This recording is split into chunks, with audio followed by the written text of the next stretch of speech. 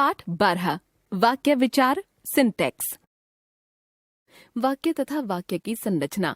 बच्चों, जब भी हमें किसी से बातचीत करनी होती है तब हम वाक्यों का प्रयोग करते हैं, क्योंकि वाक्य मन के भावों और विचारों को दूसरों तक पहुंचाने का साधन होते हैं। इस बात को समझने के लिए सुमित और अमित के बीच की निम्नलिखित बातचीत पर ध्यान दीजिए। सुमित: अमित, बाहर बंदर वाला आया है, चलो चलकर बंदर का तमाशा देखते हैं। अमित: तुम जाओ, मैं अभी अपना होमवर्क कर रहा हूँ। सुमित: चलो भी, होमवर्क के बाद में कर लेना। वहाँ और भी बच्चे तमाशा देख रहे हैं। आपने देखा, सुमित और अमित ने अपने मन के भावों और विचारों को एक दूसरे तक पहुंचाने के लिए किस प्रकार वाक्यों का इस्तेमाल किया। विभिन्न पदों और पदबंधों से मिलकर बनी वह रचना जिसमें कम से कम एक क्रियाबंध हो तथा जिसके माध्यम से व्यक्ति अपने मन के भावों और विचारों को व्यक्त कर सकता हो, वाक्य कहलाती है। वाक्य के दो अंग होते हैं, एक उद्देश्य, दो विधेय। उद्देश्य: वाक्य का वह अंश जिसके बारे में वाक्य में कुछ कहा जाता है, उद्देश्य कहलाता है। जैसे बच्चे बंदर का तमाशा देख रहे हैं, इस वाक्य में बच्चे के बारे में बताया जा रहा है, अतः यह वाक्य का उद्देश्य है। विधेय: वाक्य में उद्देश्य के बारे में जो कहा जाता है वह विधेय कहलाता है, अतः उपर्युक्त वाक्य में बंदर का तमाशा देख रहे हैं विधेय हुआ। अन्य उदाहरण: मेघा पौधों को पानी दे रही है। मेघा उद्देश्य, पौधों को पानी दे रही है विधेय। यह निबंध मेघा ने ही लिखा है। यह निबंध उद्देश्य, मेघा ने ही लिखा है विधेय। वाक्य के भेद। वाक्य के भेद दो आधार पर किए जाते हैं, एक अर्थ के आधार पर, दो रचना के आधार पर। अर्थ के आधार पर। अर्थ के आधार पर वाक्य के निम्नलिखित 8 भेद हैं।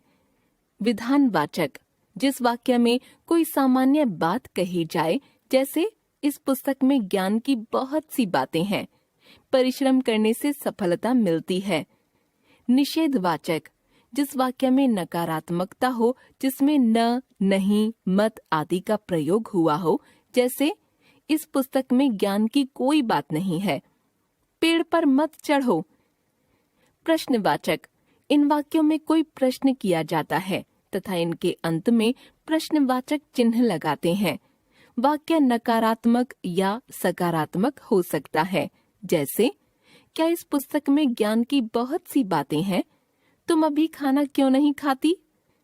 इच्छावाचक: जिस वाक्य में इच्छा, आशा, शुभकामना, आशीर्वाद आदि का भाव प्रकट हो, जैसे भाई साहब कुछ अच्छा सा खाना खिलाइए, आपकी यात्रा शुभ हो।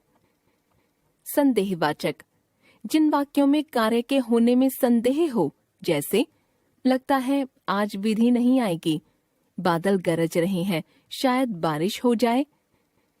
संकेतवाचक: जब दो वाक्य किसी कारण या शर्त से जुड़े हों, जैसे यदि तुम आए तो जरूर चलूंगा, वह हार गया तभी नहीं आया। आज्ञावाचक: जिस वाक्य में आज्ञा या अनुमति, प्रार्थना, अनुरोध आदि का भाव हो, जैसे तुम अभी खाना खाओ, इस पुस्तक की ज्ञान की बातें पढ़िए। विस्मयादिबोधक: जिस वाक्य में शोक, आश्चर्य, हर्ष, विस्मय, घृणा आदि भाव व्यक्त हों, जैसे वाह हम जीत गए, अरे तुम यहाँ आ गए। रचना के आधार पर। रचना के आधार पर वाक्य के 3 भेद हैं, क सरल वाक्य, ख संयुक्त वाक्य, ग मिश्रित वाक्य। सरल वाक्य: जिन वाक्यों में एक ही मुख्य क्रिया होती है उन्हें सरल वाक्य कहते हैं, जैसे कल विद्यालय का वार्षिकोत्सव बड़ी धूमधाम से मनाया गया। सूरज के उदय होते ही पक्षी चहचहाने लगे। माताजी के आने पर हम घूमने चलेंगे। लहर के तेजी से आने के कारण हम पीछे हो गए। संयुक्त वाक्य: जिन वाक्यों में एक से अधिक सरल वाक्य योजक शब्दों से जुड़े रहते हैं उन्हें संयुक्त वाक्य कहते हैं, जैसे कल विद्यालय का वार्षिकोत्सव था और इसे बड़ी धूमधाम से मनाया गया। सूरज उदय हुआ और पक्षी चहचहाने लगे। माताजी आएंगी और हम घूमने चलेंगे। लहर तेजी से आई और हम पीछे हो गए। मिश्रित वाक्य, जिसमें एक मुख्य या प्रधान उपवाक्य हो और अन्य आश्रित उपवाक्य हो, उसे मिश्रित वाक्य कहते हैं। जैसे, कल विद्यालय का वार्षिकोत्सव था जिसे बड़ी धूमधाम से मनाया गया।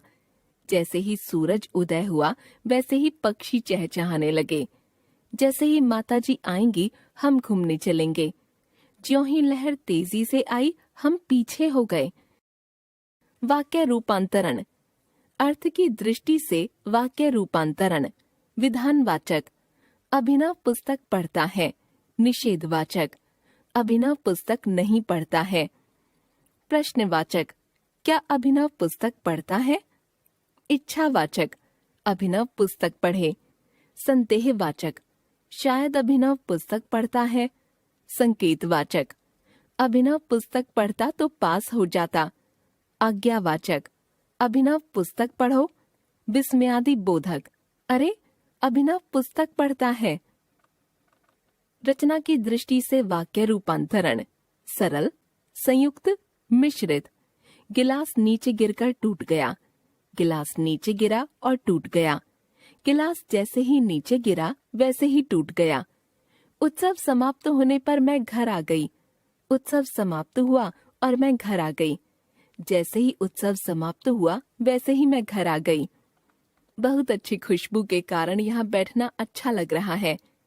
बहुत अच्छी खुशबू है और यहाँ बैठना अच्छा लग रहा है। क्योंकि यहाँ खुशबू अच्छी है इसलिए यहाँ बैठना अच्छा लग रहा है। एक बार फिर से, पदों का सार्थक और व्यवस्थित समूह वाक्य कहलाता है। वाक्य के दो अंग होते हैं, एक उद्देश्य, दो विधेय। अर्थ के आधार पर वाक्य 8 प्रकार के होते हैं। 1 विधानवाचक, 2 निषेधवाचक, 3 प्रश्नवाचक, 4 इच्छावाचक, 5 संदेहवाचक, 6 संकेतवाचक, 7 आज्ञावाचक, 8 विस्मयादिबोधक। रचना के आधार पर वाक्य के 3 भेद हैं, 1 सरल वाक्य, 2 संयुक्त वाक्य, 3 मिश्रित वाक्य।